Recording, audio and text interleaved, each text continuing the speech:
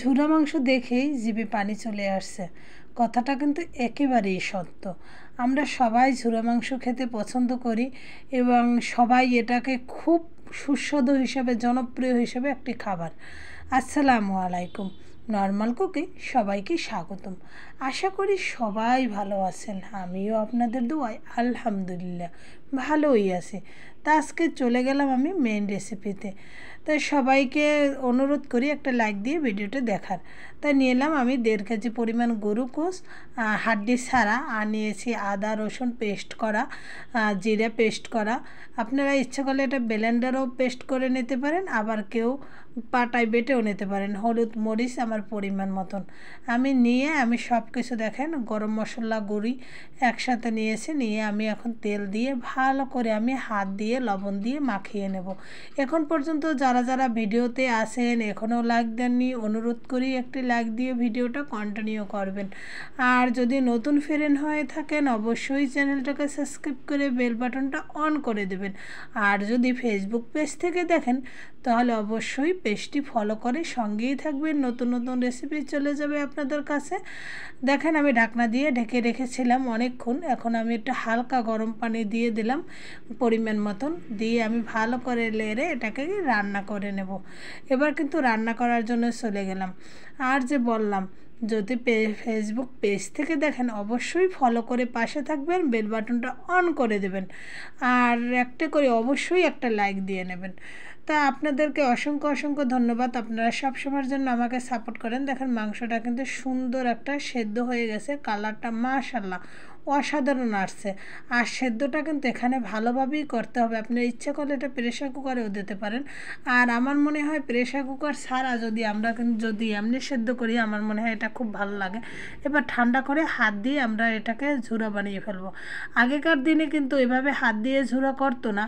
তো আগেকার দিনে কিন্তু মাংস রান্না করতে করতে জাল দিতে একসময় ঝুরা মাংস রূপেই পরিচিত হয়ে যেত। এখন আমি স্পেশাল মশলা বানানোর জন্য আমি যা নিয়েছি দেখেন, এখানে নিয়েছি শুকনো মরিচ, তেজপাতা, দারচিনি, এলাচ, লবঙ্গ, তারপরে শাহি জিরা আমি সব কিছু একসাথে টেলে নেব খোলায়।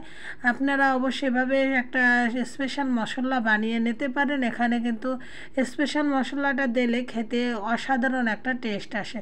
তা দেখেন আমি কিন্তু এখন ব্লেন্ডার করে নেব। আপনারা ইচ্ছা করলে এটাকে পাটায় ফেসে নিতে পারেন, এটা আপনাদের ইচ্ছা। তারপর আমি দেখেন ব্লেন্ডার করা হয়ে গেছে। এখন চলে যাব মেন প্রসেসিংয়ে যাওয়ার জন্য আমি নিয়েছি তেল নিয়েছি আর 1 বাটি নিয়েছি পেঁয়াজ কুচি। আমি রান্নায় একটু পেঁয়াজ বেশি দিই, আর এসব রান্নায় অবশ্যই একটু পেঁয়াজ বেশি দরকার। সুন্দর করে আমি এটাকে লেড়ে নেব। লেড়ে সুন্দর করে দেখেন একটা কালার আসছে। এখন আমি একটা আদা বাটা রসুন বাটা আমি একসাথে দিয়ে দিলাম। দিয়ে আমি কিন্তু এটাকে আবার কিন্তু একটু লাড়া দিয়ে মিশিয়ে নেব। আর একটু পেস্ট একটু ভাজা হয়ে গেলে তারপর এখানে আমি দেব মরিচের গুঁড়া আর সামান্য একটু হলুদের গুঁড়া, আর দেব জিরা গুঁড়া, আর দেব আমার স্পেশাল যে মশলাটা তৈরি করলাম সেই মশলাটা আমি আমার পরিমাণ মতো নিয়েছি। স্পেশাল মশলাটা আমি এখন দিয়ে দেব। এখানে দিয়ে আমি কিন্তু ভালো করে এটাকে লাড়িয়ে নেব।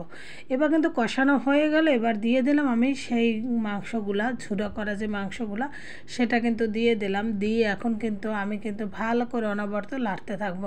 আপনারা ইচ্ছা করলে চুলায় দিয়েও এটাকে লেড়ে লাড়তে ঝুরা করতে পারেন। তাই এটা আমার কষ্টের কাজ। গরু মাংস অত তাড়াতাড়ি ঝুরা হতে চায় না। দেখেন লাড়তে এক পর্যায়ে আমার রান্নাটা কিন্তু হয়ে গেছে। দেখেন কালারটা মাশাআল্লাহ অসাধারণ আসছে।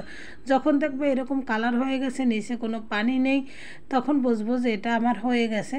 এখন এটাকে আমি তুলে পরিবেশনা করার জন্য আমি চলে যাবো। এবার প্লেটে পরিবেশনা করে নেব। তো এভাবে যদি একবার আপনাদের মেহমানদের খাওয়ান বা আপনারা নিজেরা করে খান তাহলে কিন্তু সেই আগের দিনের টেস্ট আবার ফিরে পেতে পারেন। এখন তো আর পাতিল ভরা মাংস কেউ রান্না করে না, রাখতে চূড়া হয়ে যাবে, কারণ সবারই বাসায় ফ্রিজ আছে। সবাইকে অসংখ্য ধন্যবাদ আমার ভিডিওর সঙ্গে থাকার জন্য। এখনও লাইক না দিলে একটা লাইক দিয়ে দেবেন। অসংখ্য ধন্যবাদ। সবাই ভালো থাকেন, সুস্থ থাকেন। আল্লাহ হাফেজ। আসসালামু আলাইকুম ওয়া রাহমাতুল্লাহি ওয়া বারাকাতুহু।